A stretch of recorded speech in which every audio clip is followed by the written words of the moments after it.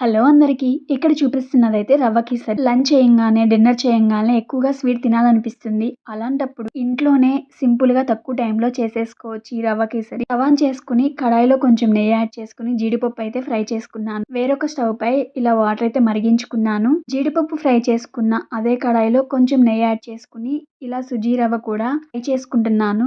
1 cup Suji రవ్వకి 4 cups water అయితే తీసుకున్నాను. అందులో ఫుడ్ కలర్ యాడ్ చేసుకున్నాను. ఇలాచీ కూడా యాడ్ చేసుకుని వాటర్ అయితే ఇలా మరిగించుకున్నాను. ఫ్రై చేసుకున్న సుజీ రవ్వలోనే వేడి చేసుకున్న వాటర్ కూడా యాడ్ చేసుకోవాలి కొంచెం కొంచెంగా. రవ్వ వాటర్ వేడిగానే ఉంటాయి కాబట్టి ఉండలైతే కట్టవు. ఒకవేళ ఉండలు కడుతుంటే బాగా తిప్పుకోండి. ఇలా గట్టిపడినప్పుడు 1 కప్ పంచదార అయితే యాడ్ చేశాను. నాకైతే స్వీట్ సరిపోయింది. ఇంకా స్వీట్ ఎక్కువ తినే వాళ్ళైతే ఇంకా కొంచెం యాడ్ చేసుకుంటే సరిపోతుంది. ఇలా ఫ్రై చేసుకుని జీడిపప్పు కూడా యాడ్ చేసుకున్నాను. నెయ్యి కూడా యాడ్ చేసుకున్నాను. రవ్వ కేసరికి నెయ్యి ఎంత యాడ్ చేస్తే అంత టేస్ట్ ఉంటుంది. పంచదార కరిగి లూజ్‌గా అవుతుంది. కొంచెం గట్టిపడుతుంది అన్నప్పుడు దించేసుకుంటే సరిపోతుంది. వాటర్ అయితే 4 కప్స్ తీసుకుంటే సరిపోతుంది. టెంపుల్‌లో పెట్టే ప్రసాదంలా రావాలంటే ఈ రవ్వ కేసరి పచ్చకర్పూరం కొంచెం యాడ్ చేసుకుంటే అలానే ఉంటుంది. ఇక్కడ మా వారు ఆఫీస్‌కి తీసుకెళ్తాకైతే చేయమన్నారు. అందుకే చేశాను. బాక్స్‌లో కూడా ప్యాక్ చేశాను.